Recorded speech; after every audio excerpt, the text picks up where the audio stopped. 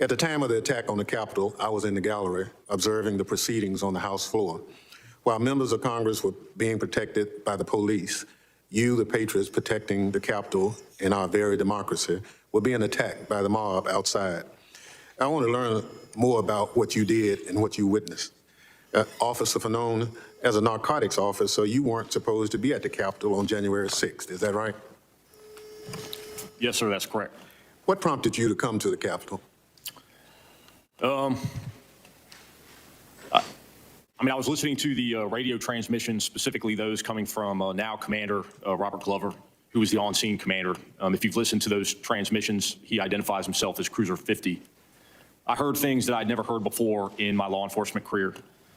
In addition to the numerous distress calls or 1033s that I heard, which are, while not commonplace, also not uncommon in policing. I heard things like,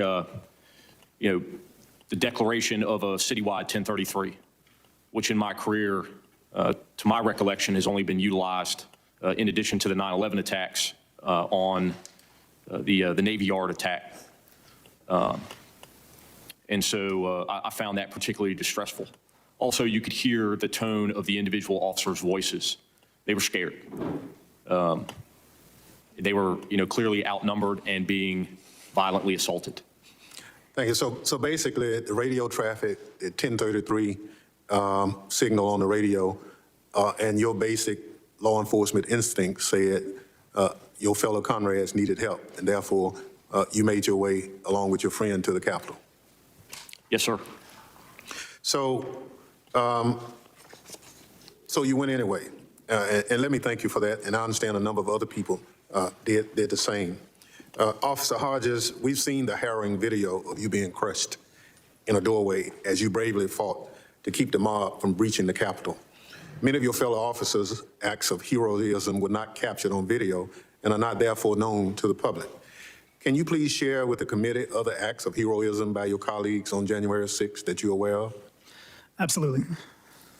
One of my sergeants, Sergeant Brian Peake, while fighting to maintain control over the barricades on the West Terrace, was struck by a rioter and fractured and severely lacerating his right index finger.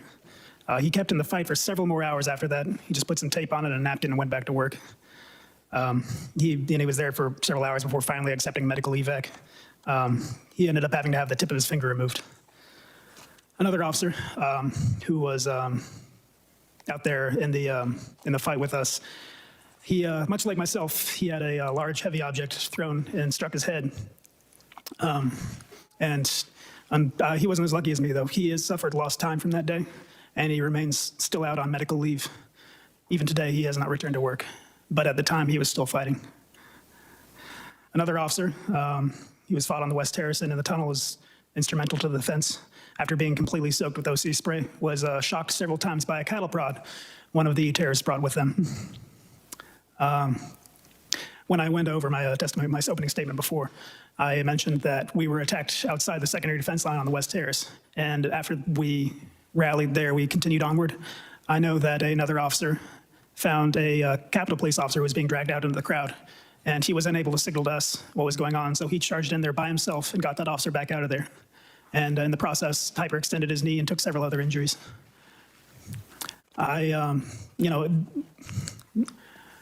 The Washington Post and Carnegie Mellon University have estimated that there were about 9,400 terrorists out there, and I would say we had about 150, 175 officers.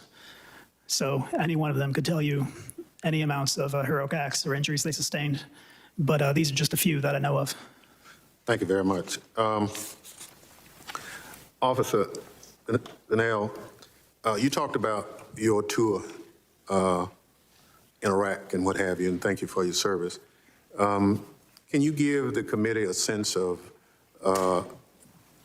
comparing those two experiences with what you experienced on January 6th?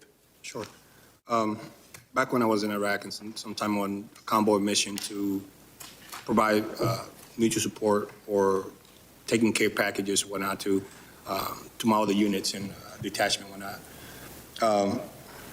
We went through roadside bomb infested ID convoys, and my fear were minimal that around that time. It was not as constant. I know we knew at that time that we could run over an IED, and that was it, but at least we knew that we were in a combat zone. Here in our country, in our very own capital, we are being attacked. Not once, but multiple times we had. Can you pull the microphone to you just a little bit? Not only we were attacked one time, but it was multiple times over and over. Different people, they hit us, and then they got tired of hitting us, and then they switch. Somebody else rotating in and out. And as my colleagues also have said, we were at the lowest entrance tunnel, and we didn't have a chance to rotate ourselves until later on, like after an hour and a half later. So whoever was there, we were fighting for our lives. We were fighting to protect all of you.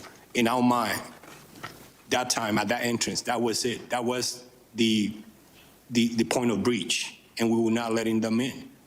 They tried to convert us. They tried to persuade us to let them in, yelling, and then once they saw that we were not doing that, then continued to even attack us even more, and it was nonstop. So my time compared to Iraq, totally different. This is our own citizens, people who we sworn an oath to protect, but yet they are attacking us with the same flag that they claim to represent. It was bad. Thank you. Officer Dunn, you talked about being called the N-word. You talked about being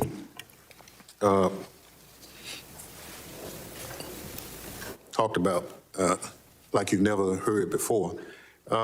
And you talked about sharing comments from your other colleagues, as well as the seeing of the Confederate flag and other things carried through the Capitol. As an African-American law enforcement officer, can you give us, this committee and those who are watching, how you felt defending the Capitol on that day, being called that and seeing the symbols of the Confederacy going through the Capitol at the same time? Yes, sir. Thank you for your question. To be frank, while the attack was happening, I didn't view it, and I wasn't able to process it as a racial attack. I was just trying to survive that day and get home. When I did have a moment to process it, I think that's in the rotunda where I became so emotional, because I was able to process everything that happened. And it was just so overwhelming, and it's so disheartening and disappointing that we live in a country with people like that, that attack you because of the color of your skin, just to hurt you. Those words are weapons. Thankfully, at the moment, it didn't hinder me from doing my job. But once I was able to process it, it hurt. It hurt just reading it now and just thinking about it, that people demonize you because of the color of your skin, when my blood is red. I'm an American citizen. I'm a police officer. I'm a peace officer. I'm here to defend this country, defend everybody in this building, not just the members, all the staff, guests, everybody. It just hurts that we have people in this country that result to that, regardless of your actions and what you desire to do and to make a difference out there. It's disheartening. So. Thank you, but because of your heroism on that day, lives were saved and our democracy was preserved, in large part because you gave all of you, for that day on January 6th. I assure you this committee will ensure there's a comprehensive account of your heroic acts of that day, and your testimony this morning is an essential part of that record. Thank you for your service to this country and for coming before us today.